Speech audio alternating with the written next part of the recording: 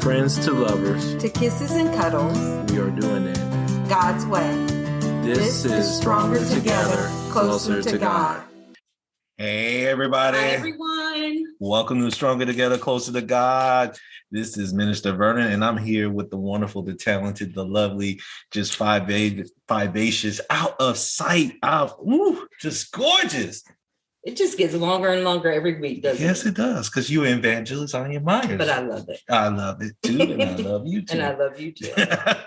Welcome to Think About It Thursdays. This is our exciting episode, as always, that we have started. God had put in our hearts to just start this month. And Think About It Thursdays is just really getting some of our friends, our families, our loved ones, special guests to come in, and we just talk about the topic. And all through month of March, we have been focusing on just taking care of your temple, God's temple, which is our bodies, and how critical that is. And so we're just so excited to have our special guest here tonight. But before we do that, anything you want to share? I'm about to burst. Okay. I've been waiting for this segment all month.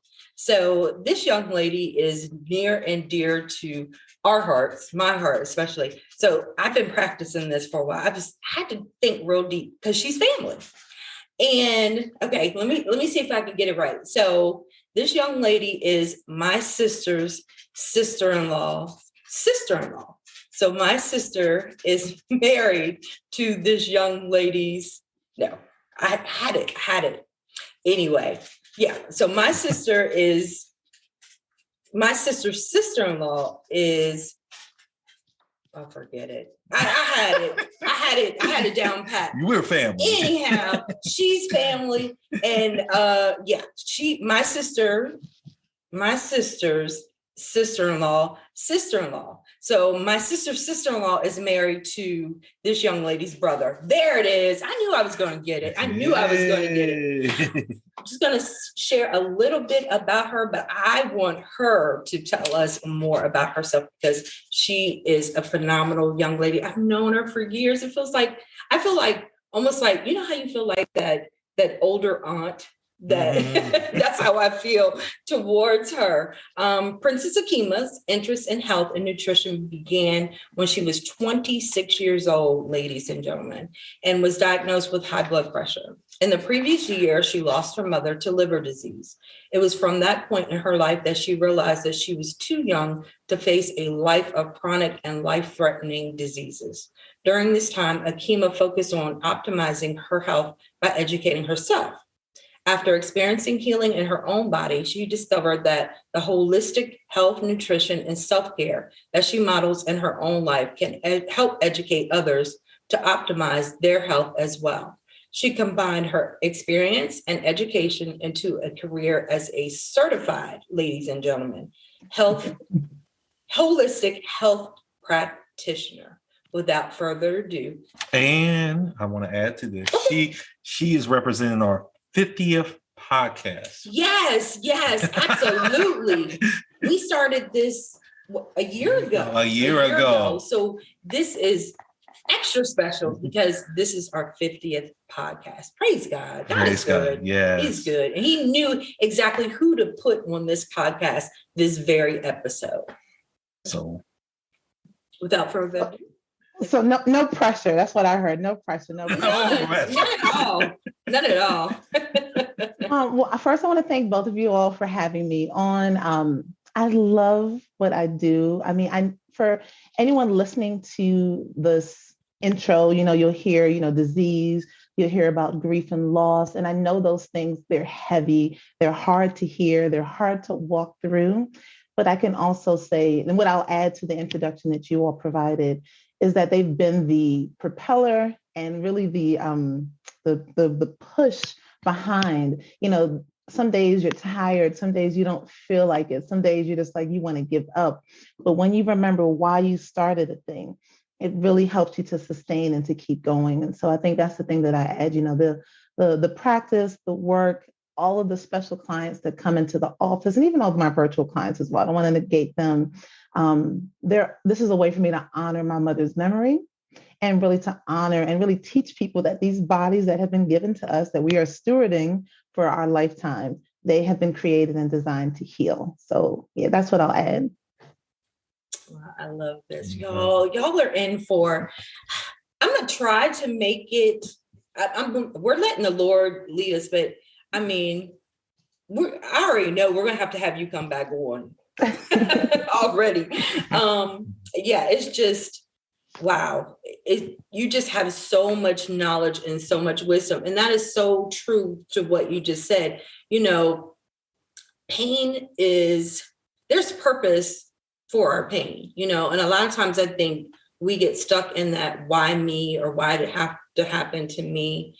And I'll be honest, I'll be transparent. I was one of those people until I realized that, you know, the adversity that was going on in my life wasn't for me per se, but it was to help somebody else. And not only that, I've gained so much strength from the adversity that has gone on. So I love what you said. It is heavy. You've walked through some very heavy things at a very young age.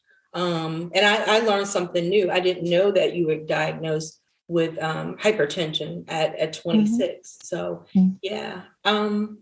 So you've told us a little bit about yourself, and I know we have touched on a little bit about how did you become passionate about health, but if you can just kind of go into that a little bit more. Oh, absolutely. And I think I'll just expand upon the story. So when I was about 21, 22, and I was still in undergrad, super senior status, my mom had started to get sick. And I was so super distracted at school, failed a lot of classes. You know, we talk about all of our failures and our struggles. I couldn't focus. And so I remember I came home. I was like, I can't stay down here. I'm coming back home. I want to be with my mom. 2 years after coming back home, she made her transition. And I was just so grateful that I took that time to come home to be with her, even if a lot of it was shuffling her back and forth to doctor's appointments, picking up prescriptions, being by her side, you know, until, you know, her last breath. But the thing that really got me kind of going with this is, and I've learned, you know, since her transition, a year after her passing, for me to get diagnosed with high blood pressure, and the conversation was all around like my ethnicity. You know, when speaking with health professionals, it was like, oh, you're African American, you're predisposed, you know, it's like you're bound to deal with this. We can get you on medication. And again, this is not an anti-medication stream of conversation. But a year prior, my mom, when she was making her transition, she fell into what they called a medically induced coma. For anyone who's dealing with liver disease, part of your liver's job, it has tons of things that it does, right? But two major things is it helps to remove toxins out of the body, and it helps to clean and filter your blood, and blood is healing to the body. When your liver is failing, those two functions are being impaired. And then when medication was being, you know, piled on, the body couldn't filter out the residue, you know, the things that the body didn't need. And so it was circling through her bloodstream, and it put her in, she fell into a coma, started having seizures, and she never came back from that. So of course, a year later, when it's like, oh, would you be interested in high blood pressure medication? I'm like, no. And it was like, well, what else could I do? And it was like, well, you know, at the time, so you could try to lose some weight, you can try to change your diet. And I was like, oh, okay, great. And I remember walking out of that, I didn't know what I was going to do. And it took a year of lots of prayer, lots of crying, lots of frustration, because even though I didn't want to go that route, this other route wasn't even that easy because that wasn't the lifestyle that I was living. And it was a lot to get it going. And I remember, you know, I would just start by going for walks. And when I used to go for walks, my fingers would swell. Anyone who's dealt with high blood pressure, hypertension, you know, you try to exercise and I'm going to go do this thing. One of the telltale signs is these fingers start swelling. And I would be like, oh my gosh, I might have a heart attack. So I'm going back home. So I would go back into the house. And, you know, and after a while, I would go walking. Those fingers stopped swelling. After a while, I changed that diet and my body started to release unnecessary weight. And so when going back in, it's like the high blood pressure, and it's really not the disease left. It came, my cardiovascular system began to balance itself out. And I was like, oh, she's loving on us. And I know I'm talking third person and personifying the body, but she's loving on us in a way that we needed to be cared for. Compiled with, I had to deal with the grief of losing my mother. That plays into what happens to us physically. And I don't know, I think now, like almost 14 years later since she's transitioned, we're talking more about those things. But 14 years ago, no one was talking about the fact that that grief and how that plays on how quickly your heart is working, because everything you're thinking about, neurotransmitters are moving around the body, and the body thinks that there's distress when you're undergoing grief, and it's going to do what it believes it needs to do to try to regulate. And so I'm telling my body something's wrong. And then on top of that, I was way heavier, wasn't eating right. All those things played into that disease that manifested. And all of those things had to be addressed to regulate and for that disease to no longer be present in my body. Wow, like I said, y'all, powerful. She has some, and this is only the beginning. When you first, I heard you say, it has things have completely transitioned from 14 years ago. You got intermittent fasting, you have vegan, just all the plant-based, the different ways of living. Because I don't call it a diet or a regimen. It's a lifestyle. When you first started walking in this or walking in your new lifestyle, what were like some of the first steps? Because we have a lot of people that want to change and have and walk in a healthier lifestyle, but they just don't know where to begin. Wow. I tried a lot of things, and I don't necessarily subscribe to one way or another because I think they all have benefits. But for me, I did pursue a plant-based diet, which I still continue to this day. And so it's been over a decade that I have not consumed any animal byproduct. I started also eating at home more. And it's not that, and again, 14 years later, of course, there's tons of smoothie bars and juice places and lots of businesses. And please support them, y'all. Especially if they're small-owned businesses, go support them. But at the time, there was so much just junky stuff, and you had no control over what was in food that you didn't make. And so I had to take control over what was coming into my body.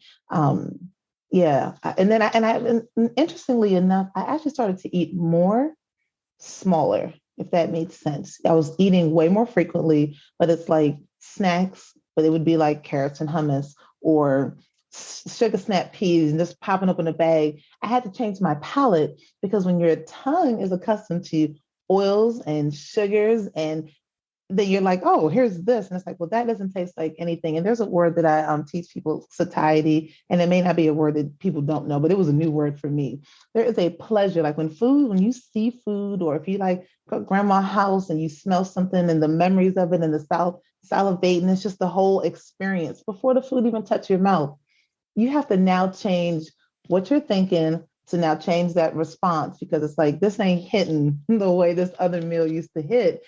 And it's something that we've been given taste buds on purpose. We don't have to negate that they're there, but do we allow the tongue really to dominate? Because every other part of the body is going to relish in our healthy choices and our healthy eating, but the tongue has so much control. And I'm like, I had to retrain my tongue on what was pleasurable, what was beneficial. So those are things that I had to do, because I was eating a lot of things I shouldn't have been. Yeah. Wow. Talk to us a little, if you don't mind, about detoxing. Ooh, I'm like, how much time we got? So, no, actually, it's funny. I do a lot of not just conversation in the practice about detoxing, but also like I do a lot of videos. Anyone who follows me online, I'm always talking about detoxing because it's a buzzword. It's a buzzword that companies use, people use. Like, you need a detox, and then they have a detox waiting for you to grab, right? And then you're like, well, do I need it? What does that mean? Let's talk about the body. You have parts of your body that help with detoxification. So we talked about the liver and how it's helping to move out things. You have your kidneys. So your kidneys and your liver, they play into what's called your excretory system. They're helping to move things out. We also have our digestive system, all that fecal matter and poop that goes through the large intestine. That's detoxing. Your respiratory system, every time we exhale, you are detoxing. That's why it's important to take good inhalations in, good exhalations out, because it's helping to get things out. And I know the times and seasons and the mask, but when you can take a mask off, take some deep breaths because oxygenated blood travels all over this body and we need it. You know what I mean? You also detox the lymphatic system. And one of the ways that we support that is through our movement, through our exercise, through sweating. So we detox in so many different ways. You know, your body knows to get things out. There are even detox points on the bottom of your feet, which is why we do things like foot detoxes, because the body knows to push things out. So it's not that our bodies are incapable, we just support. We support natural processes, but there's so many built-in things to these temples that help get things out that should not be there.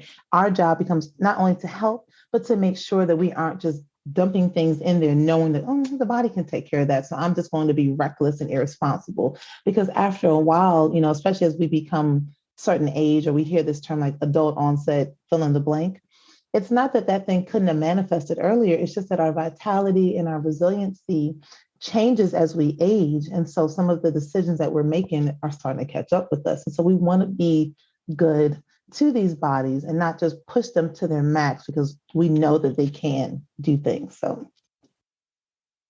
Wow, that was a lot of education there, because I'll be honest, I'm one of those people, and I don't know about you.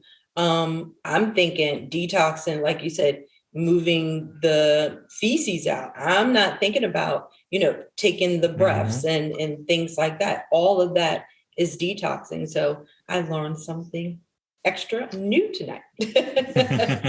How would you help a person that, let me see, what question is on my heart? How would you help that person that doesn't want to change their unhealthy lifestyle? Like they know that they're living and you know, that they're eating, they're consuming unhealthy things, but they want to, but then again, they want to continue to consume them.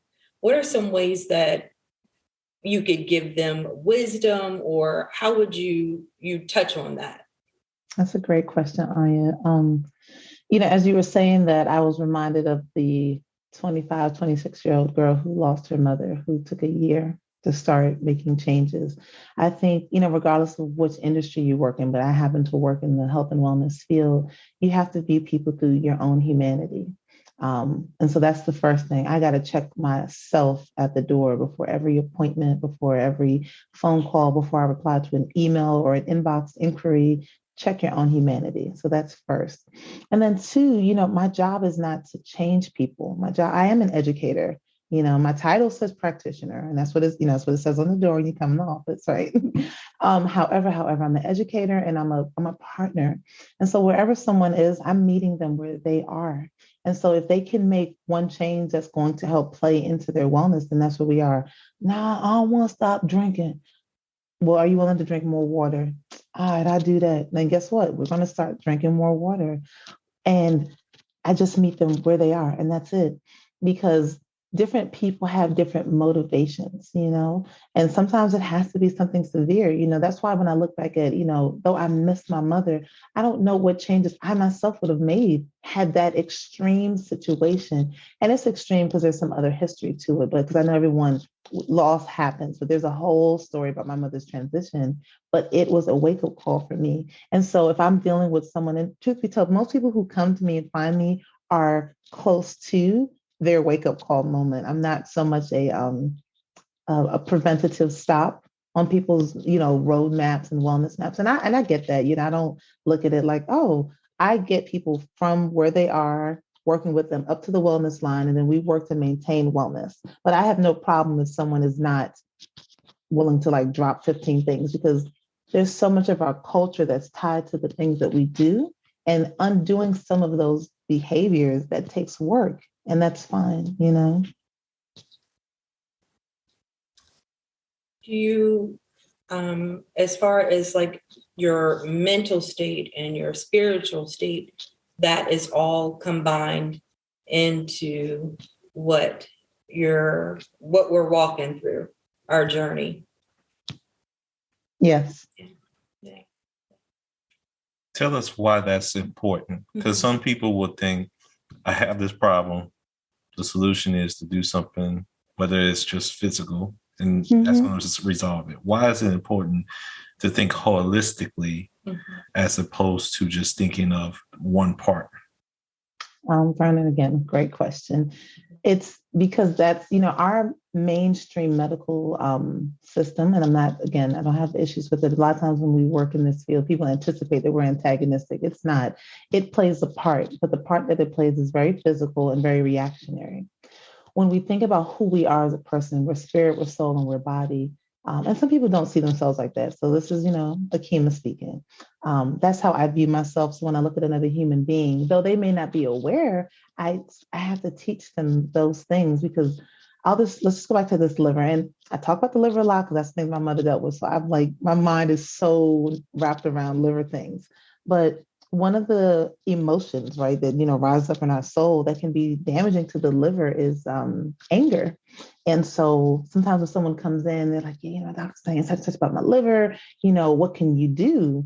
And throughout the course of the conversation, we'll talk about diet and food and supplements because I do all those things in the practice. But then it's like, is there anything you're angry about? And it's kind of like, well, what you mean? And then we start to, and that may not happen in a first appointment. Sometimes it does, and I welcome it. But I also know when you're angry about something, you also get defensive.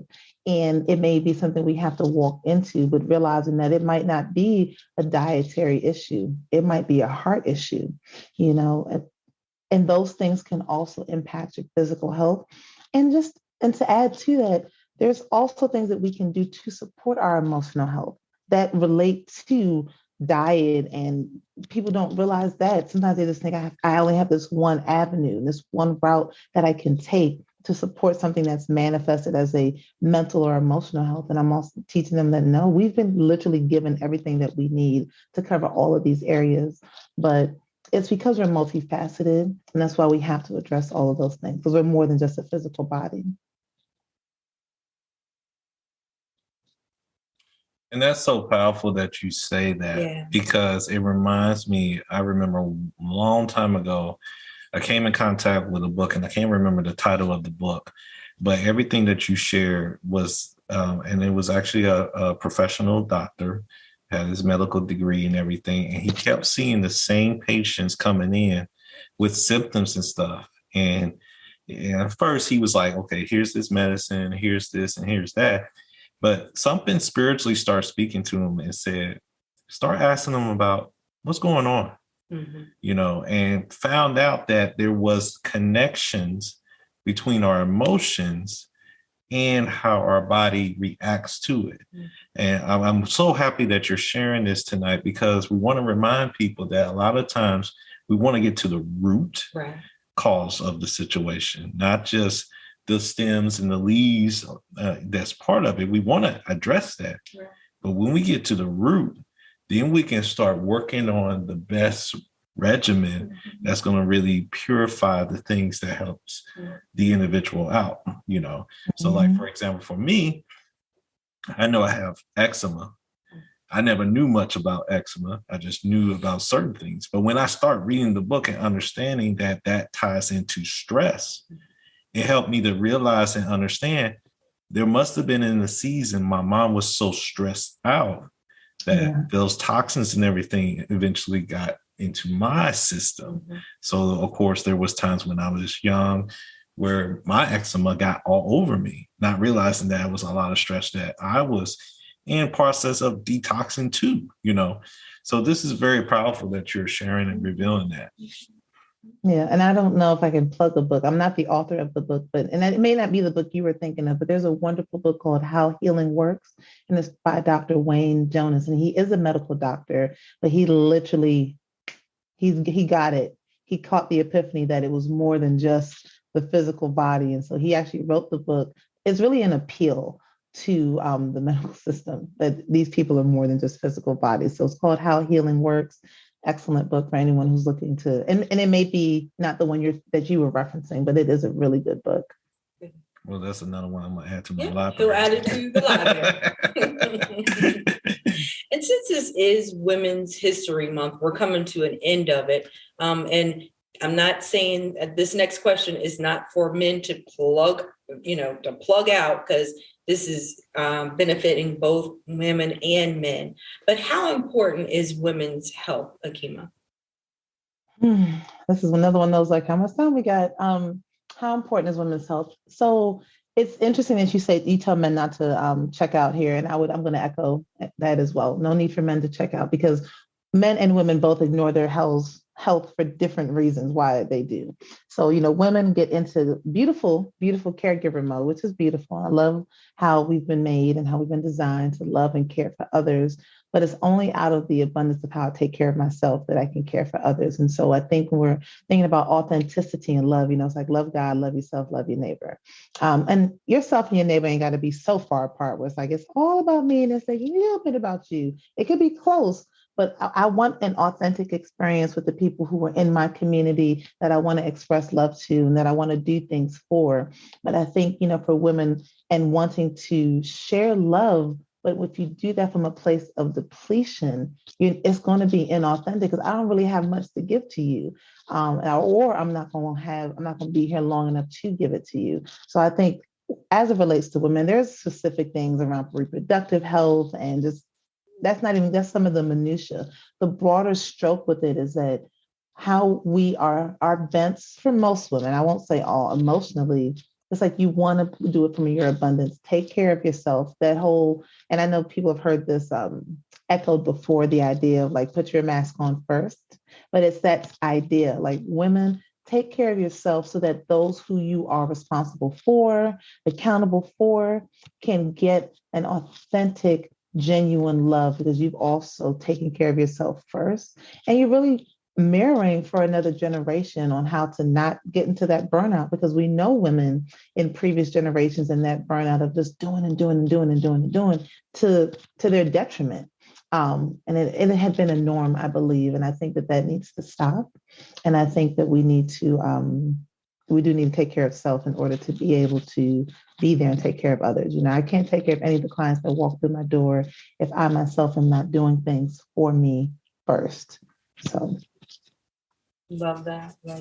So yeah, and like you said, it's not just for the women, even though we're featuring women for Women's Month, it's also for the men too. And I loved what you said that, we have different reasons why we're not taking care of ourselves. As far as women, we have our nurturing, loving side, we're always taking care of our spouses, our children, our caregivers, and not really looking after and taking care of ourselves. And that's where God had convicted me. He was like, how can you be a caregiver for your parents or be there for your husband or, your sister, your niece, or whomever, if you're not taking care of yourself? How are you going to be able to, take care of them? So it was an eye-opening experience for myself.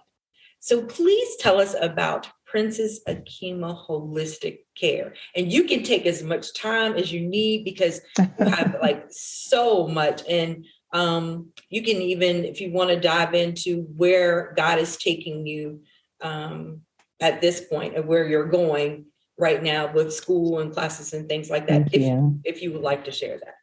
Absolutely. So we talked about how, mom passed. I healed some things in my body, with lots of help and support and love. And then people started coming to me like, okay, so what's going on? Because, you're losing weight. My skin changed. I think and I don't know who's listening versus watching, but one of the biggest changes for me was actually my skin because my face and my neck and my chest used to be 3 different colors. Listen, anybody listen to y'all can co-sign because you know what I'm talking about. That whole, like, literally it would be like the color of jet black, like my hair. And so after all that happened and people started coming to me, I was an English major in undergrad. I was like, I don't know nothing about the body.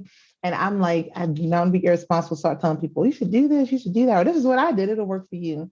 So I went back to school and I just like, I just took a deep dive into everything. And so it birthed this practice that I started in a dining room in an apartment when we used to live, my husband and I used to live in Northeast DC. And this same desk was in that dining room.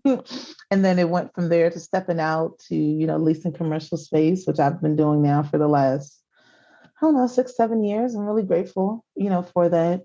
And what I do in the practice is I just help people find answers to questions. That's really the big kind of thing that happens because people reach out to me and they're like, can you help with And I mean, it goes from people who have cancer diagnosis, people who are dealing with eczema and high blood pressure. Women come to me for infertility. I mean, just they're trying to figure out what's going on in their body and what is available to them to support, to help, to heal what's going on. And I hold their hand, partner with them, and walk through teaching them about their bodies and then learning what their specific bodies need. Because the thing with holistic health, it's not, oh, same symptoms, same diagnosis, same plan of actions. That is not what we do at all. So I could come in and deal with, person A and person B, and they could both have things going on like with their immune system. But the reason why person A is all dietary and we got to take a different route, but person B is immune system because it's high stress and we have to deal with that differently. And so really I have to learn people, and so my gateway, my entry point that I always encourage my new clients to book with me is my natural health exam. It goes anywhere from an hour and a half to 2 hours, which blows people's mind that they can sit with me. I mean, like literally, I'm making tea, I have my diffuser on, and we are going to have a whole conversation coupled with, I'm trained in a lot of traditional Chinese medicine modalities. And so I do things like iridology, where I look at people's eyes, I look at people's tongue, I do skin analysis. And I do that because our bodies talk in a way that isn't always pain related. If you come in and say, oh, I have migraines, Akima, can you help? Or my stomach always hurts after I eat certain foods. Well, what about the things that aren't screaming? Is there something still wrong? Yeah. So it's always funny when I look at someone, I'm like, oh, there's probably some things going on like with the kidneys. And they're like, they just told me that at my last physical. How'd you know? And I'm like, because your body is telling, but that's what I'm trained to do. And then, from there, I'll build out protocols that can consist of professional Chinese remedies, different herbal compounds, body work. And honestly, some things I do at my practice, I refer people out as it's appropriate. One of the things that I've learned over the years is I'm not the be all end all. I am a home base for most of my clients. They know they can always come and get an answer, but sometimes they got to go run to first base and then they got to come back and they may got to run to second base. I don't know why we're using the baseball analogy, but we're going to go with it. And they just kind of have to go and get what they need, but they know they can always come back home. And it's going to always be not someone just friendly and nice, but knowledgeable and competent to help, walk them through. And so I don't turn any client away. And I mention that because sometimes practitioners, sometimes, especially when people get to like their end of term, because we're all going to make our transition, some people don't want to do that. I will even hold someone's hand. I've had clients that I've been with them until their transition because I want somebody to be with me until my transition because we're all going to make it, right? And as much as we have peace in one realm, it's also frightening. And so I'm here for all of it. And then there's tons of services that I do. I'll just kind of list some of those things out. Once people get that exam, other things that they can come into the practice and get done. I do all kinds of detox protocols. One of my most popular services, and it's really because it looks gross to people. They're like, what is my stuff going to look like if I do these ionic foot detoxes where people put their feet in water with the machine and it literally gently, but it yanks toxins out of the body. Every time someone gets one, like my social media blows up because they are like, I got to take a picture and then they tag me and it turns into this whole thing. I do reflexology. I'm certified to do that in my practice. And so reflexology is a practice of, using different techniques and pressure points. I primarily work on people's feet. There's so much importance to the feet and they are super ignored. Most of us just barely lotion our feet most mornings or evenings and we don't think about our feet for the rest of the day. And I work on people's feet and show them how that's connected to different organs and body systems in the body. I do lots of spa packages because relaxation, like Vernon was alluding to earlier, on how that plays into health when the body is in a place of harmony, things begin to heal at a much more rapid rate. So there's all kinds of little yummies that I do in the practice for women who may be dealing with things from like fibroids, endometriosis, fertility, just all kinds of womb things. I do lots of yummy things for the female reproductive system, including yoni steams in the practice. So there's all kinds of things that happen. And right now I am actually back in school. Funny enough, getting my education to go for licensure for acupuncture. And that's another traditional Chinese modality that I just wanted to add on. I've been under the care of different acupuncturists over the years, and it has played a lot into my health and healing. And so for me, it's something that I wanted to add to the practice. And then especially too, as I continue to age as a practitioner, it's something that I can do into my later years. And I know I'm younger now, but I'm still thinking about future. And as I don't ever want to retire, I want to be able to be doing something for people. So I have to think about things that I can do as I continue to gracefully age. And so acupuncture has been of interest to me for some years. So I'm in school now to get certified, licensed. Phenomenal. I was just going to ask you, for those who, because we know in reality, there's people who are listening right now who might be skeptical. Oh, yeah. What advice would you give to those who are skeptical? Because sometimes people, I don't think it's necessarily skeptical. I think they just don't know. Yeah. And they've been told certain things. But I know you have experienced that when you come in contact with clients. So what wisdom would you provide to those individuals, and why it's important to be open-minded versus closed-minded? It's interesting, and I am not disagreeing with you, but I think it's okay to be a little skeptical for something that's new. So that's my first thing. I think it's okay. This is new. I have questions about it. Like who all over there? I think that's fine. And I actually, as a practitioner, am very comfortable with the skepticism. I invite people to call me. It's actually one of the things that I like. Call me before you book. Email me. Let's talk. I encourage people to go to Google. I have tons of beautiful Google reviews. I actually have video testimonials on my website from current clients who have sent me things over the years. And I'm like, are you okay if I share this? They're like, yep, because you took care of my ... So, there's the witness, right? So that's where the client testimonials come in. There's the openness. I'll answer any question. And sometimes people will call and I'm like on the phone with them. And it's not like, oh, you get this 14-minute, 59-second consultation that doesn't cost, and I'm hanging up at 15 minutes. Sometimes those consultations, they go on. People's health, this is serious work, but I know that person, even if they don't book something today, I might catch them 3 months down the line. They end up booking something at that point. So I answer questions freely. It's like freely things give to me, I freely give them back. And so if you are listening and you are skeptical about holistic care, and there is a lot of, I don't use the word negative. This conversation has been so positive. Let me use the word negative for a second. There's a lot of negative stuff on the internet about a lot of the things that aren't mainstream medical. Some of that is because there are people that are making false claims. So I get that. And so I have to compete with people in my field who are irresponsible in their communication, in their desperation to be successful. Sometimes people are saying things they shouldn't. So I'm working against that. And we're working against a system at times that does not financially benefit from people actually healing. And so I'm also working against that. And so in the midst of those two, I'm just the white ping pong ball going back and forth, but I don't mind because I feel like I've been built for this. And so I welcome it. I welcome the skepticism. I welcome questions. I welcome, I can't do a single raised eyebrow, but it's, whoever can do that. I welcome all of that because I've never had someone ask me a question I couldn't answer.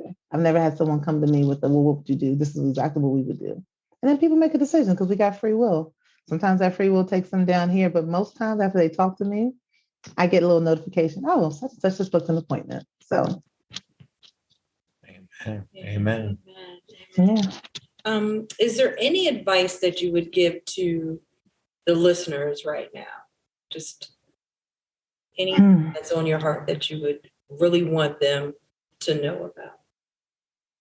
Yeah, love yourself and be kind to yourself is really a resounding thing for me, And I know I was speaking to that earlier about, love God, love yourself, love your neighbor, but we spend so much time thinking about what we aren't, who we aren't, what we haven't accomplished, what we haven't done. And every minute is made up of 60 seconds and every hour is 60 minutes. And I mean, you can go throughout your day with so much negativity. And after all those seconds and minutes and hours and days, weeks down the line, right? You have piled up so much gunk and now you're sick. And now you've made yourself subject to a potential life that was never destined for you. So watch how you speak about yourself, and even in your quiet speech. When we're talking out loud right now, but we silently say things to ourselves all day. So that would be the thing, that even in working through all the, yeah, there's remedies and herbs and all those things, and they're great. They are only a portion. The words are medicine. And so I know a lot of times when people come to me, they know that they're going to be affirmed. That's why people keep coming back. And before they even take the thing that I might have put in their hand, they might not take that for hours. They get home and it says to take this after dinner, and they're eating dinner for 4 hours, but they already are experiencing healing. What exactly did you just do? I spoke life. So speak life to yourself. Love yourself. That plays into your health and healing in such an important way, even more, I'm going to say it, even more than some of the other remedies and protocols. You gotta watch what you say and watch what you're listening to, like what's being said to you as well. Safeguard your listening. Yeah. Absolutely beautiful. Yeah, it's so beautiful and everything. If anybody wants to learn more about you, your business, how to get connected, can you share with the podcast family how to get connected with you? Absolutely. So my business name is Princess Akima Holistic Care. Akima is Akeema.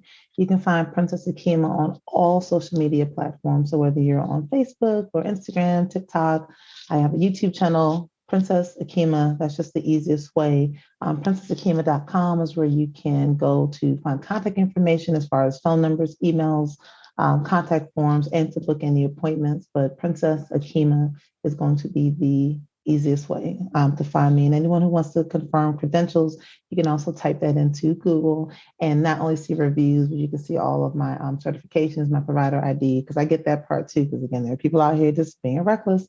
I am not reckless, Samlyn. And just one last question, because we're all about relationships and marriage. Do you have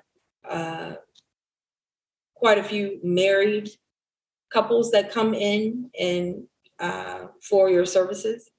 That's a great question. So I will tell you, and I don't have like the statistics in front of me. I didn't queue that up for this conversation. When married couples come to me, it tends to be the wives come first. And they go home and like, oh my goodness, oh my goodness, oh my goodness. And after like the fifth, oh my goodness, I get a husband that might, either come with her or will come without her. And I actually do try to encourage that he come without her, right?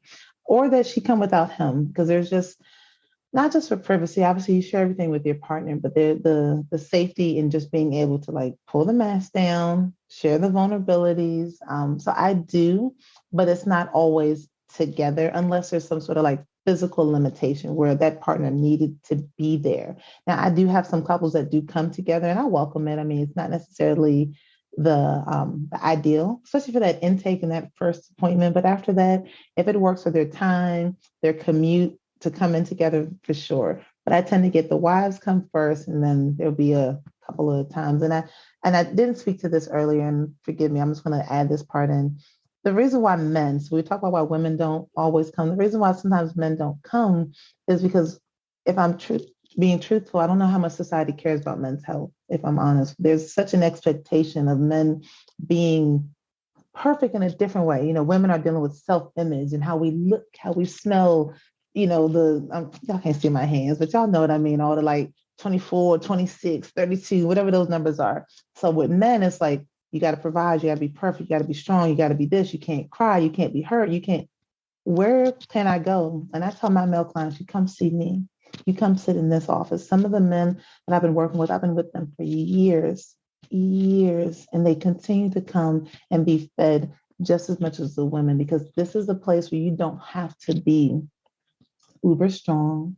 I'm not looking for nothing from them. You can just come and you can just be, and it's safe for them to be there as well.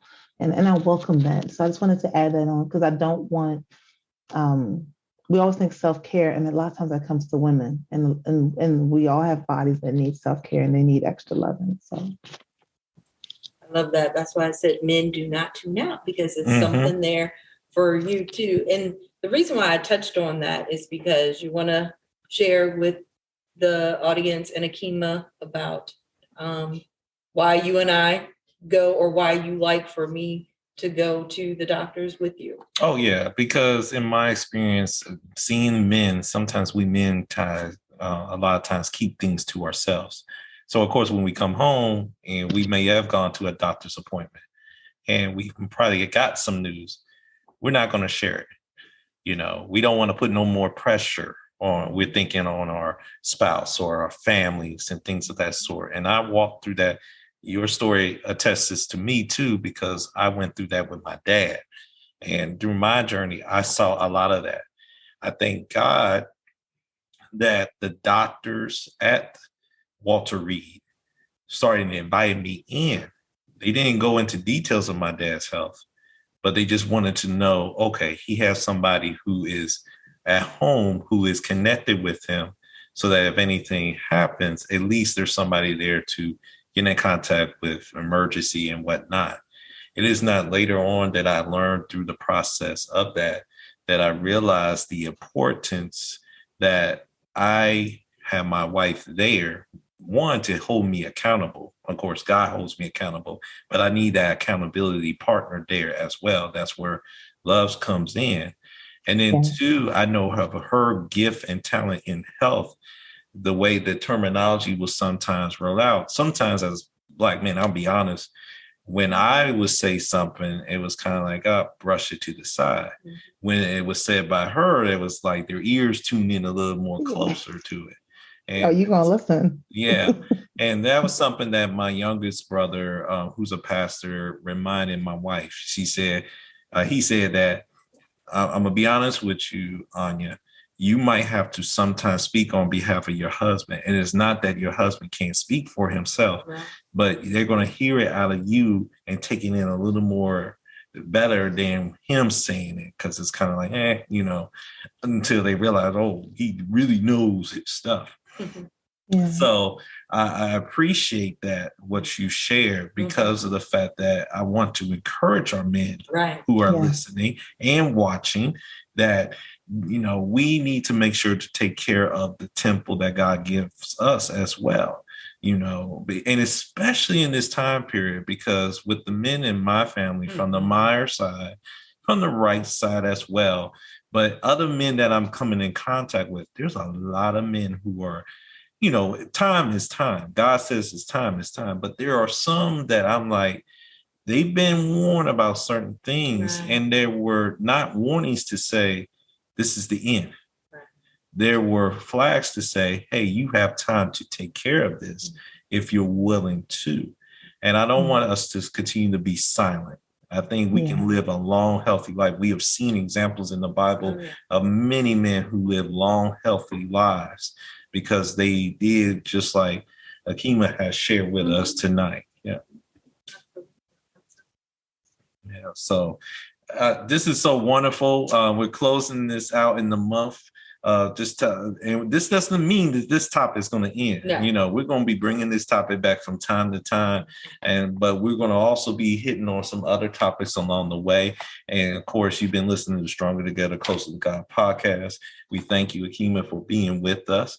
We're going to just say a couple last things here. Make sure you tune into the podcast. We had some fabulous women who share some wonderful knowledge that talked about those areas. And it's so funny because of the fact we talked about the mind. Yeah. We talked about the kidneys. Mm-hmm. We talked about the importance of the entire body. Cardiovascular. And we're talking about the holistic approach of doing things. This is divine. I just want to share that with everybody. This is a divine moment to really tune into ourselves and just see where is God telling us with our health. Because that was one of the things also for us this year that God was saying, get your health in order. Yeah. Get your mind, your body, your spirit, emotionally, mentally, get the house in order. A lot of times we think of that statement, get the house in order. We're thinking, clean the house, make sure it's physical house or the physical church. God was talking about the body, the temple. and it's just so important of that. So make sure to keep in contact with Stronger Together, Closer to God.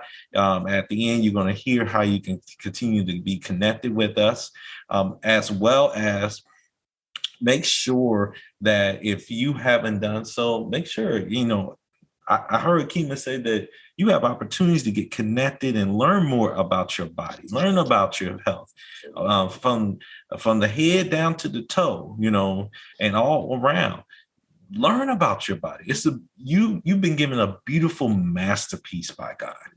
So let's learn about it and learn how to take care of it, learn how we can make sure that we reciprocate that love, reciprocate those words to others that might encourage someone else to really turn things around with their temple.